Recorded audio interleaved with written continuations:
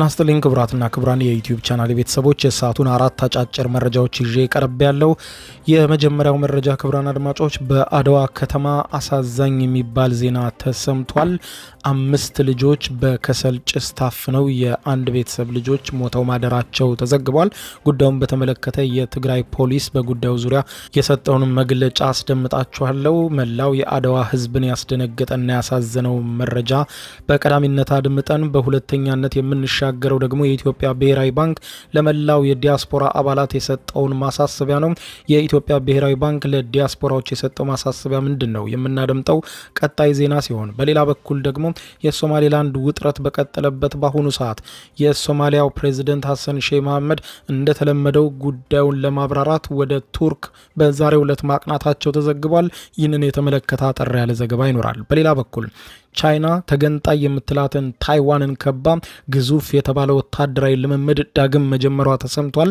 በአይነቱ ከስካሁኑ የተለየ የተባለው ግዙፍ ወታደራዊ ልምምድና አሁናዊ ያለውን ሁኔታ የማስደምጣችሁ ነው የሚሆነው። እስከ ፍጻሜ ቆዩ። ዝርዝሩን አድምጡ ግብዣዬ ነው። ወደ መረጃዎቹ አለፍኩ። አብረን እንከታተለው። በቅድሚያም ትግራይ አድዋ። የአድዋ ከተማን በከፍተኛ ሁኔታ ያስደነገጠና ያሳዘነ ክስተት በአድዋ ተስተናግዷል። በትግራይ ክልል አድዋ ከተማ አንድ ቤት ውስጥ ተኝተው የነበሩ 5 ልጆች በከሰል ጭስ ታፍነው መሞታቸውን የትግራይ ፖሊስ ገልጿል።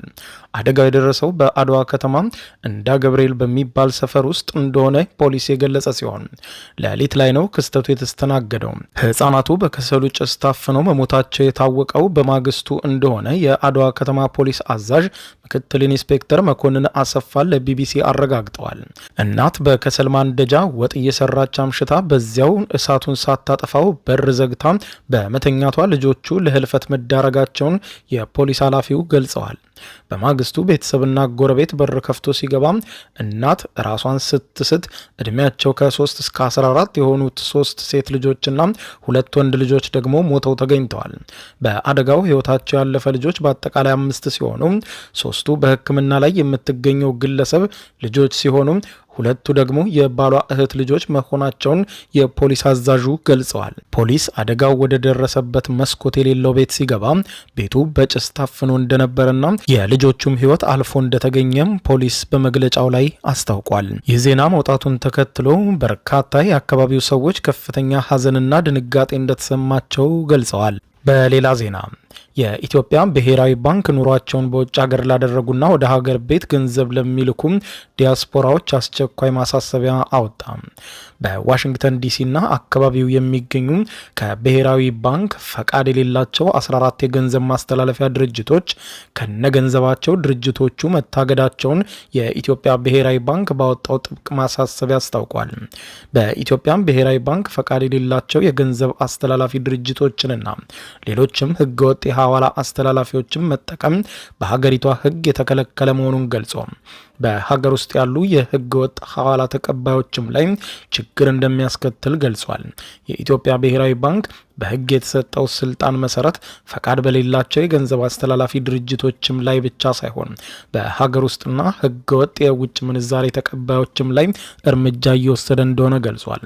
በዚህ ሂደትም ከዚህ በኋላ የሐዋላ ገንዘብ የሚልኩላቸው የቤተሰብ አባላትና ወዳጆችን ካላስፈላጊ እንግልትና አገልግሎት መስተጓጎል ለመጠበቅ ውጭ የምትኖሩ ዜጎችና የኢትዮጵያ ዲያስፖራ አባላት ፈቃድ ያላቸው ተቋማትን ብቻ እንድትጠቀሙ ሲል የኢትዮጵያ ብሔራዊ ባንክ ባወጣው አስቸኳይ መግለጫው ላይ በጥብቅ አስታውቋል። በኢትዮጵያ ብሔራዊ ባንክ ፈቃድ የሌላቸው የገንዘብ አስተላላፊ ድርጅቶችና ሌሎችም ህገወጥ የሐዋላ አስተላላፊዎችን መጠቀም በሀገሪቷ ህግ የተከለከለ መሆኑን ገልጾ ብሔራዊ ባንክ ባወጣው መግለጫ ላይ ህገወጥ ያላቸውንም ዘርዝሯል። ለምሳሌ ያክል የጠቀሳቸው ህገወጥ ያላቸውና ባንኩ ስም ዝርዝራቸውን ካወጣቸው የታገዱ ድርጅቶች መካከል ሸጌ፣ አዱሊስ፣ ሬድሲ፣ አቫንቲ፣ ወርልድ ዳይሬክት፣ ሊንክ፣ ራስ ማይፔይ፣ ዩኤስ ዋየር፣ ዞላና ታጅ የመሳሰሉት የገንዘብ አስተላላፊ ድርጅቶች በኢትዮጵያ ህጋዊ ፈቃድ የሌላቸው ድርጅቶች መሆናቸው ሊታወቅ ይገባል ብለዋል። የኢትዮጵያ ብሔራዊ ባንክ ፈቃድ የሰጣቸውና በህጋዊ መልኩ የሚንቀሳቀሱ የገንዘብ አስተላላፊ ድርጅቶችን ስም ዝርዝር በኢትዮጵያ ብሔራዊ ባንክ ድረገጽ ላይ እንደለቀቀም ጨምሮ ገልጿል።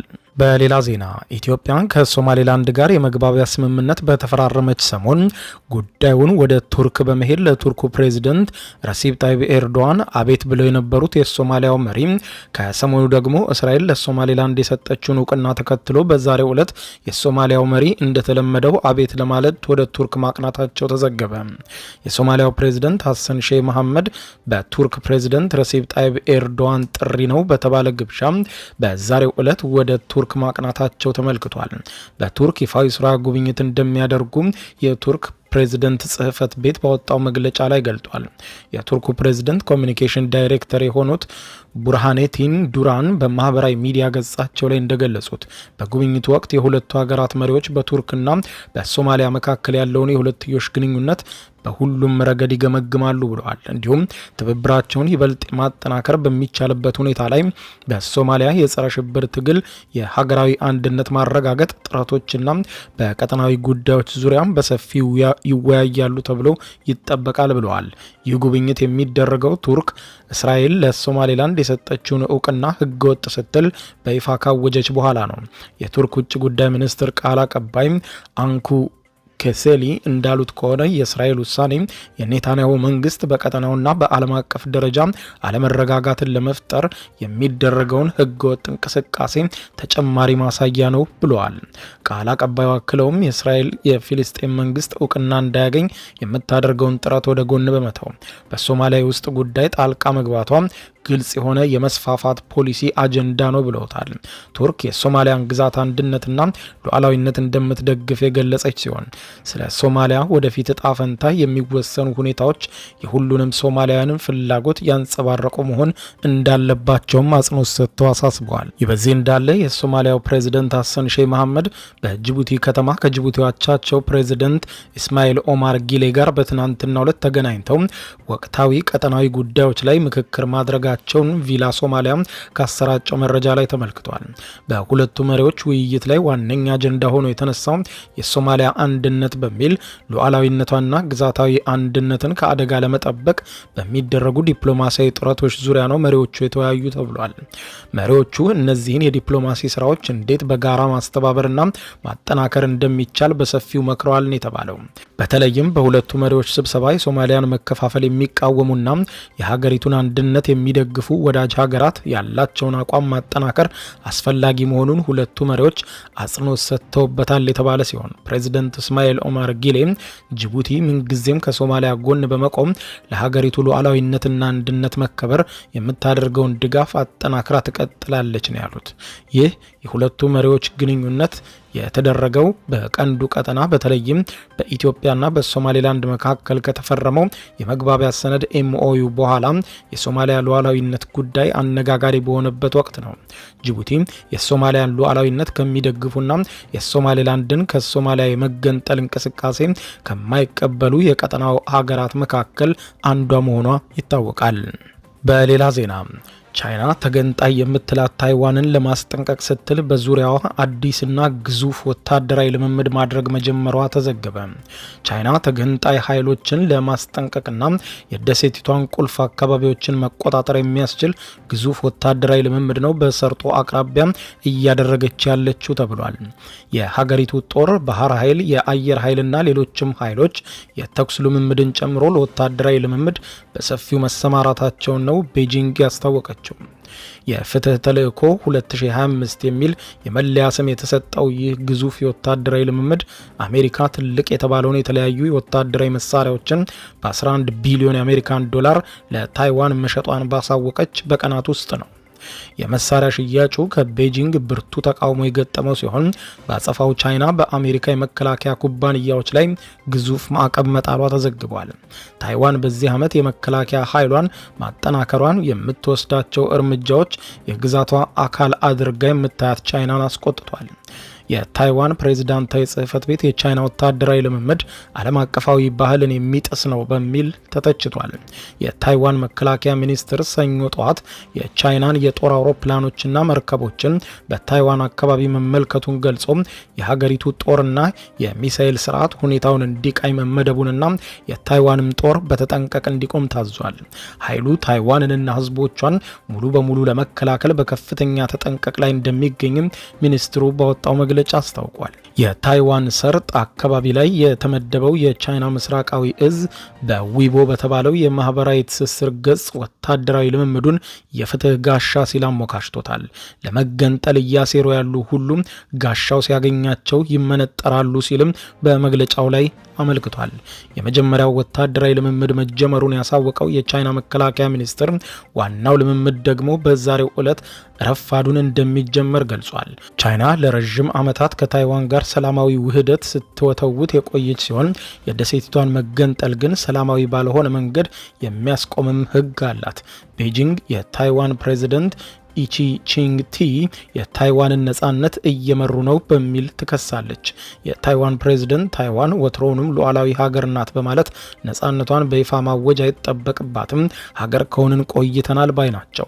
እሁድ ዕለት ፕሬዝዳንት ሊኢ በሀገር ውስጥ የቴሌቪዥን ጣቢያ በተሰራጨ ቃለ ምልልሳቸው ላይ ቻይና ወረራ እንድትፈጽም የሚያደርጋት ደረጃ ላይ እንዳትደርስ ታይዋን የሚገጥማትን ፈተና ሁሉ ማለፍ አለባት ብለዋል። ፕሬዝዳንቱ አክለውም አስተዳደራቸው አሁናዊ ሁኔታዎችን ለማስቀጠል ቁርጠኛና ቻይናን እንደማይተናኮስ ገልጸው ሰላም በእውነተኛ ጥንካሬ ላይ እየወደቀ ነው ብለውታል። የህዝብ አስተያየቶች እንደሚጠቁሙት አብዛኛው የታይዋን ዜጋ ሁኔታዎች ባሉበት እንዲቀጥሉ የሚሻ ሲሆን ይህም ማለት ከቻይና ጋር መዋሃድም ሆነ ነጻነታቸውን በይፋ ማወጅ አይፈልጉም። ሁኔታዎች ባሉበት ብቻ እንዲቀጥሉ ይፈልጋሉ። ከ2022 ጀምሮ ቻይና ስጋት ብላ በምታነሳቸው ሁነቶች ምክንያት በታይዋን ሰርጥ የምታደርገው ወታደራዊ ልምምድን በየጊዜው ጨምራለች፣ አጠናክራለች። ባለፈው ሚያዝያ ቻይና ያደረገችው ግዙፍ ወታደራዊ ልምምድ በቁልፍ የኃይል መሰረተ ልማቶች ላይ ጥቃት መፈጸም የሚያስችል ምስለ ልምምድ እንደነበረ ቤጂንግ አስታውቃለች። ህዝቧን ለጥቃት ለማዘጋጀትና ወታደራዊ አቅሟን ለቤጂንግ ለማሳየት ታይዋንም የራሷን አነስ ያለ ወታደራዊ ልምምድ ስታደርግ መቆየቷ ተዘግቧል። ክቡራን አድማጮች ለሰዓቱ ብታደምጧቸው መልካም ናቸው ያልኳቸው አጫጭር መረጃዎች የሰማችኋቸው ናቸው። ከሰዓታት በኋላ በሌላ መረጃ ተመልሰን እስከምንገናኝ በያለንበት የዓለም ዳር ቸር እንቆይ። የዩቲዩብ የስኬት ሚስጥሮችን በዝርዝር የያዘው የአቤል ብርሃኑ የወይኗ ልጅ መጽሐፍ ሁለተኛ እትም በገበያ ላይ። ዩቲዩብ ለመጀመር በአጭር ጊዜ ስኬትን ለመቀዳጀት አስበዋል? ዩቲዩብ ብጀምር ስንት ብር አገኘሁም ብሎ አስበዋል? እንግዲያውስ በዩቲዩብ 2 የወርቅ 3 የብር ሽልማቶችን ያገኘው የአቤል ብርሃኑ የወይኗ ልጅ የዩቲዩብ ሚስጥሮች መጽሐፍ በዝርዝር ሁሉንም ያብራራሉታል። ዛሬውኑ ገዝተው ህልሞን እውን የሚያደርጉበትን የዩቲዩብ የስኬት መንገድ ይጀምሩ። በሀገር ቤት አከፋፋይ አዲስ አበባ ሜክሲኮ ኮሜርስ መጽሐፍት መደብር። በውጭ ሀገራት ለምትገኙ ከአማዞን ላይ ብታዙ በቀናት ውስጥ ደጁ ይደርሳል። የአማዞን ሊንኩን እዚህ ቪዲዮ ኮሜንት ላይ ያገኙታል። የዩቲዩብ ሚስጥሮች ዘመኑ ጋር ተፈላጊ መጽሐፍ